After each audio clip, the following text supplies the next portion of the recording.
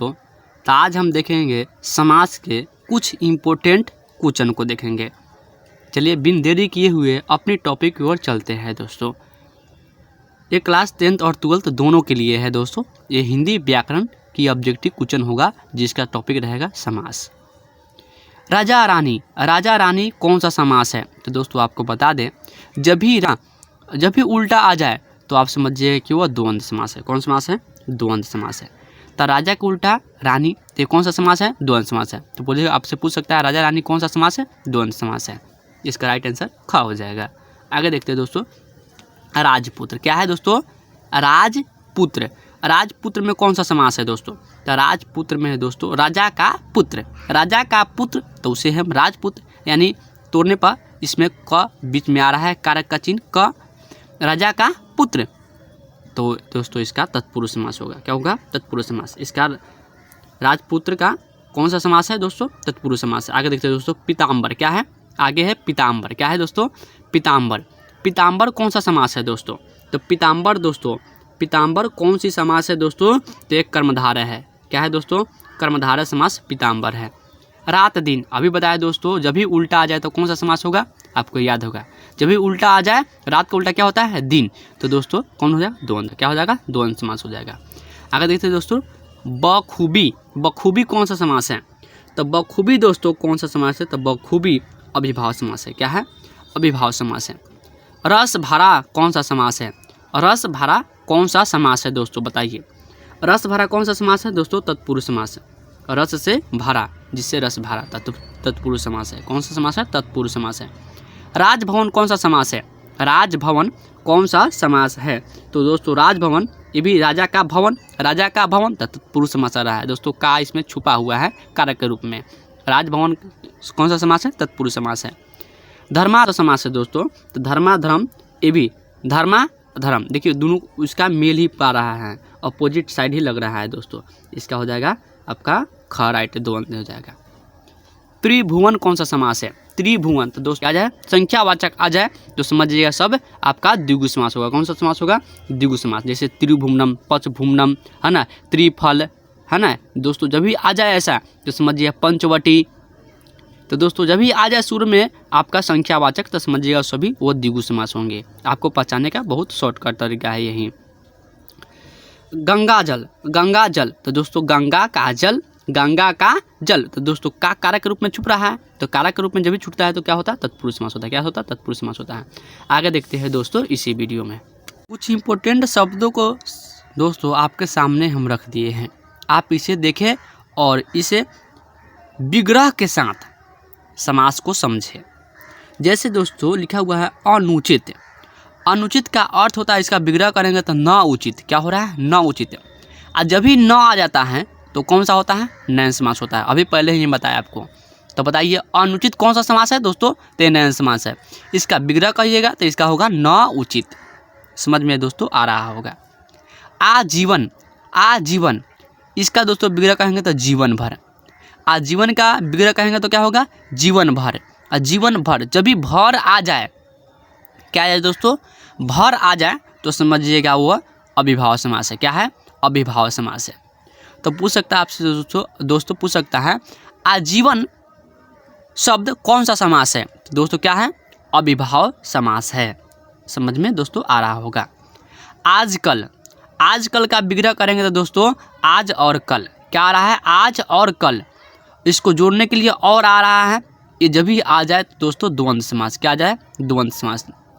देखिए दोस्तों ऐसा आ जाए राजा रानी, ये भी द्वंद्व समास। और पूछ सकता है चप्पल जूता, ये भी द्वंद्व समास।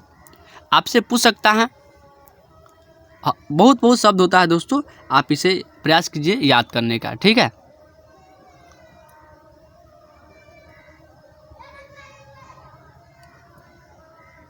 आजकल कौन सा समास है?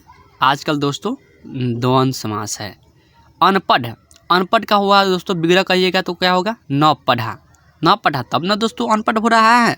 तो इसका विग्रह करने पर ये भी नयन समास है। जब भी न की मात्रा आ जाए तो क्या होगा? नयन समास होगा। आपको समझ में आ रहा होगा दोस्तों। कमल नयन, क्या है? कमल नयन, तो दोस्तों कमल के समान नयन, तो उसे बोलेंगे कमल नयन। इसका विग्रह तो यही ना होगा, कमल के समान नयन। ये भी कर्मधारय हो गया। क्या हो गया दोस्तों? कर्मधारय हो गया। देखिए कमल के समान नयन, तो दोस्तों कर्मधारय हो गया। करुणापूर्ण, करुणापूर्ण, करुणापूर्ण कौन सा? इसका अर्थ दोस्तों विग्रह करेंगे तो होगा करुणा से पूर्ण, तो उसे बोलेंगे करुणापूर्ण।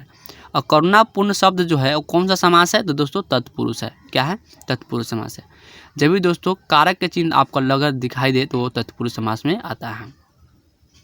काला पानी, क्या है दोस्तों? काला पानी। काला पानी का विग्रह करेंगे तो काला है जो पानी, उसे बोलेंगे काला पानी। काला पानी के विग्रह करेंगे तो यही ना होगा, काला है जो पानी। ये कौन सा समास है दोस्तों? कर्मधारय समास आ गया। कौन सा समास आ गया? कर्मधारय समास आ गया। उसकी विशेषता बता रहा है क्या है? काला है, इसीलिए कर्मधारय समास हो गया। कवि श्रेष्ठ, क्या है? कवि श्रेष्ठ, कवियों में श्रेष्ठ, उसे न बोलेंगे कवि श्रेष्ठ। जो कवियों में श्रेष्ठ होगा उसे बोलेंगे कवि श्रेष्ठ। ये कौन सा है? ये अधिकरण है। क्या है? अधिकरण, यानी ये भी आपका तत्पुरुष समास है। अधिकरण तत्पुरुष समास है। देखिए दोस्तों तत्पुरुष समास आपको दिखाई यहाँ पर दे रहा होगा। ठीक है, अगर देखिए क्या है? खगेश, खगों का ईसा है, खगों का ईश है, खगों का ईश है जो वह है गरुड़। क्या है? गरुड़ है।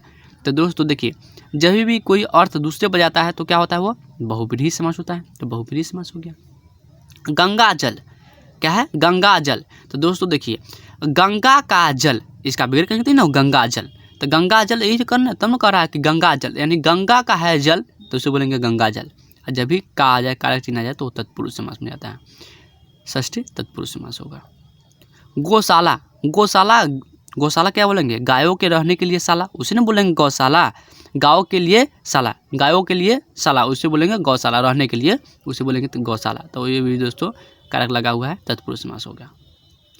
गगनचुंबी, गगनचुंबी, देखिए दोस्तों इसका विग्रह करेंगे तो होगा गगन को चुमने वाला, गगनचुंबी कहलाता है, गगन को चुमने वाला, तो कारक का चिन्ह लग गया, तत्पुरुष समास हो गया।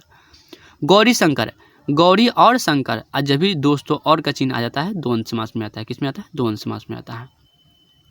चतुरानन, क्या है? चतुरानन, जिसके चार आनन हो वह है चतुरानन। तो चार आनन किसके हैं? ब्रह्मा जी के हैं। चतुरानन, चतुरारन, चतुरानन यह है दोस्तों, इसको तोड़ेंगे तो क्या होगा विग्रह? जिसके चार आनन हो वह है चतुरानन। तो चार आनन किसके? ब्रह्मा जी के। तो जब भी अर्थ किसी और पर जाता है वो बहुब्रीहि समास में आता है। चक्रधर, क्या है? चक्रधर, चक्र को धारण करता है वह है विष्णु। चक्र को धारण करने वाला क्या होता है? विष्णु होता है। देखिए अर्थ दूसरे पर जा रहा है, बहुब्रीहि समास होगा। चंद्रमुख, चंद्र सा है मुख, चंद्र सा है मुख, एक कर्मधारय समास हो गया। कौन सा हो गया? कर्मधारय समास हो गया। चिड़ी मार, चिड़ियों को मारने वाला, चिड़ी मार तत्पुरुष समास हो गया। चिड़ियों को मारने वाला तत्पुरुष समास हो गया। चरण स्पर्श, दोस्तों देखिए चरण स्पर्श, चरण का स्पर्श, चरण स्पर्श है तो दोस्तों इसका विग्रह करेंगे तो चरण का स्पर्श, ये भी आपका तत्पुरुष समास हो गया। का देखिए कारक चिन्ह लगा हुआ है।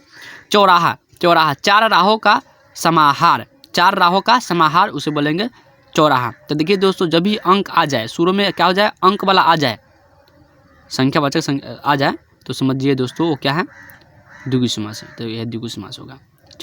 देखिए लिखा है चौराहा, हो सकता है पंचवटी, त्रिशला, त्रिफल, ये सभी दोस्तों आपका क्या होगा? द्विगु समास होगा। तेल चटा, तेल चटा, तेल को चाटने वाला उसे बोलेंगे तेल चाटा, तेल को चाटने वाला। देखिए दोस्तों यहाँ पर को कारक चिन्ह आ गया, तत्पुरुष समास।